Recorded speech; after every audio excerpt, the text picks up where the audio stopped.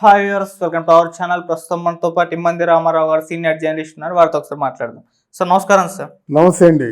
Sir Venu Swamy గారు మరి గత కొన్ని రోజుల నుంచి కూడా సోషల్ మీడియాలో తీవ్ర స్థాయిలో విమర్శలు ఎదుర్కొంటున్నారు. ఎందుకో కూడా మనకు ఐడియా ఉంది సార్. నాగ చైతన్య గారు అండ్ శోభిత గారు వీళ్ళ జాతకం చెప్పడంతో ఇప్పుడు అది ఆ వీడియో అసలు ఎందుకు వాళ్ళ జాతకం చెప్పాను అన్నదానికి ఇంకో వీడియో ఆయన రిలీజ్ చేస్తారు సార్. ఇప్పుడు ఇది కూడా విపరీతంగా సోషల్ మీడియాలో ప్రచారం అయితే జరుగుతుంది. మరి ఆ వీడియోలో ఆయన ఏం చెప్తున్నారు? సెలబ్రిటీల జాతకం చెప్పను అన్నారు, మళ్ళీ చెప్పడానికి గల కారణం ఏంటి? మరి వీళ్ళ జాతకం ఎందుకు చెప్పారు? మీరేం చెప్తారు సార్ దీని గురించి? అసలు ఎందుకు ఆయన బెదిరిపోయారు? మళ్ళీ ఈ వీడియో రిలీజ్ చేయడానికి గల కారణం ఏంటి అసలు? అంటే ఇక్కడ మనం ఇతర మీడియా ఛానల్స్ ఏం చేశారు నాకు అవసరం లేదు, కానీ నేను చాలా గట్టిగా చెప్పాను. నేను ఇంచుమించు అదే మాటలు TV5 మూర్తి గారు కూడా చెప్పారు మాట. నాది ఎంత గట్టిగా చెప్పానంటే ఎంత గట్టిగా చెప్పొచ్చో అంత గట్టిగా చెప్పాను. ఆయన జీవితంలో మర్చిపోలేడు. నేను చెప్పిన మాటలు కొన్ని ఆయనకి థాట్ ప్రొవోకింగ్గా కూడా ఉన్నాయి. ఎవరు చెప్పగలరో కూడా చెప్పాను నేను.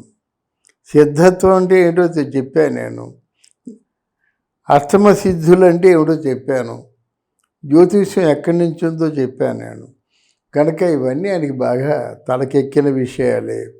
అంతకుముందు సెలబ్రిటీల జోలికి రాను, నా వరకు నేను ఎవరికి జ్యోతిష్యం చెప్పను అని చెప్పాడు. ఓహో, జ్ఞానోదయం అయింది కదా అని అనుకోవడం జరిగింది. తర్వాత నాకు ఎక్కడ బాధ అనిపించి అన్ని తిట్లు తిట్టానంటే, శుభం అంటూ అక్కడ పెళ్ళి జరిగితే ఇప్పుడు 2027లో విడిపోతుందని చెప్పడం మాత్రం మాదర్శత. అంటే అది చాలా చుప్పుటీటి అంటే అంత మూర్ఖుడు ఎవరైనా ఉంటారా? అలా చెప్పడం ఏంటంటే, ఇంట్లో ఎవరైనా పోనీ వాళ్ళ అమ్మాయికే పెళ్లి చేస్తుంటే నేను వెళ్ళి అమ్మాయి పెళ్లి చేస్తున్నావు, చాలా ఘనంగా చేస్తున్నావు, కానీ 2026లో విడిపోతుంది, వాళ్ళ మొగుడు చచ్చిపోతాడు, లేదా మీ అమ్మాయి చచ్చిపోతుంది అంటే ఆయనకు అర్థం అవడం కోసం చెప్తున్నాను నేను.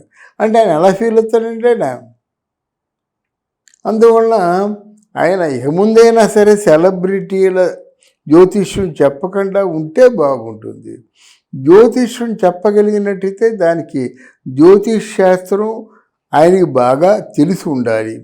జ్యోతిష్ శాస్త్రం తెలిసి ఉంటే ముక్క చొక్క చక్క ఇవన్నీ తింటే జ్యోతిష్ శాస్త్రం నీకు కొరుకుడు వడదు. టి రామారావు గారి ఇంటికి కోయిదారులు వచ్చేవాళ్ళు. వచ్చి వాళ్ళ ఇంట్లో అక్కడ పూజ చేసుకొని కాటుకు పెట్టుకొని వచ్చేవాళ్ళు అన్నమాట.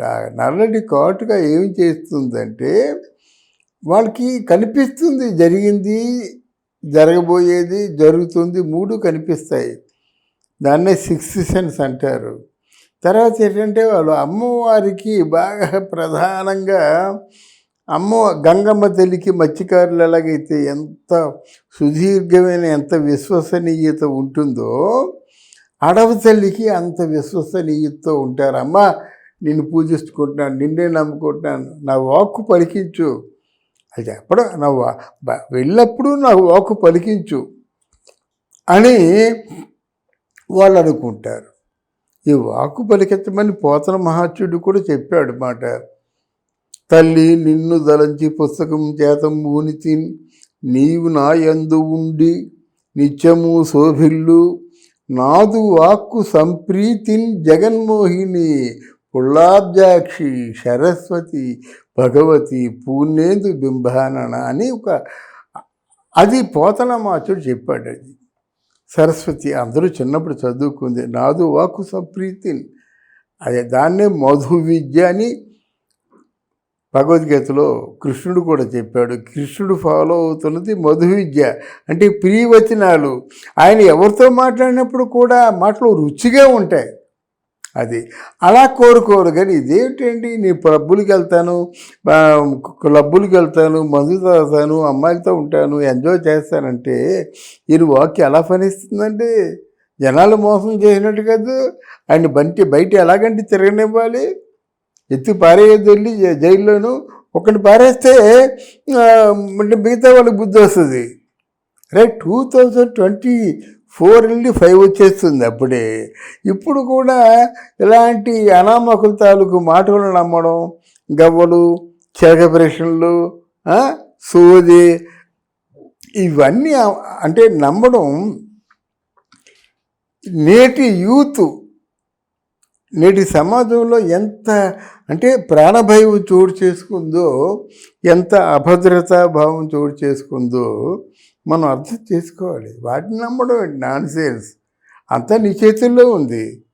అక్కినేని నాగేశ్వరరావు అంటాడు, ఇక్కడ ప్రత్యేకించి భస్మాసురులు ఎవరూ లేరు నాయన, నీకు నువ్వే భస్మాసురుడివి అంటాడు ఆయన. అలాగే నీ చేతుల్లో ఉన్నప్పుడు గవలెందుకు, చిలకెందుకు, ఇవన్నీ సోది ఎందుకు, బియ్యం ఎందుకు, లక్షలు ఎందుకు?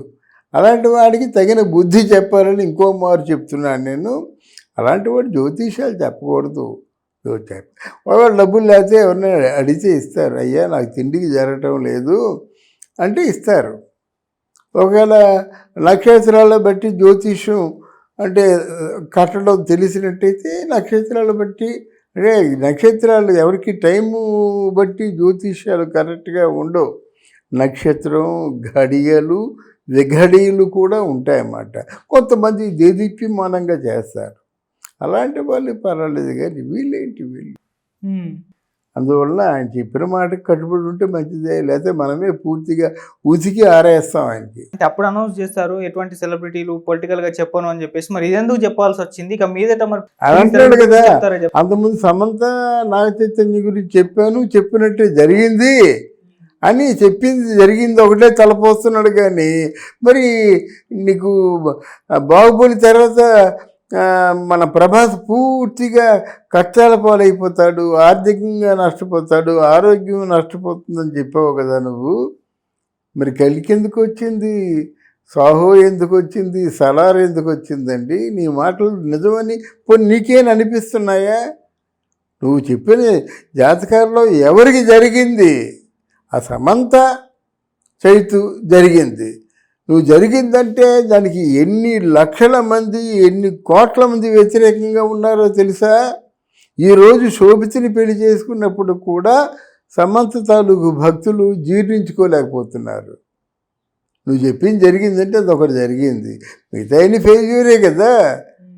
మరి ఎంత వీధిని ఆటగాడితే మాత్రం అది నిజమైన ప్రేమేమో అని ఇప్పటికి కూడా భ్రమింపజేస్తుంది. ఇలా జరిగినందుకు వీధిలోకి వచ్చేసి ఆడపిల్లలు సురిపెట్టినాడు ఏం బాగుపడతాడు, ఆ శోభిత ఏం బాగుపడుతుంది, ఆ శోభితకి ఎంతమందితో సంబంధాలు ఉన్నాయి, ఇలాంటి పిచ్చి పిచ్చి కూతలు ఏమీ సమంత మాట్లాడటం లేదు కదా. దిస్ ఇస్ ఒక ఎక్స్పీరియన్స్ అంతే అనుకుంటుందన్నమాట. అది ఇప్పుడు కూడా సమంత ఒక మెట్టు ఎక్కువగా ఉంది.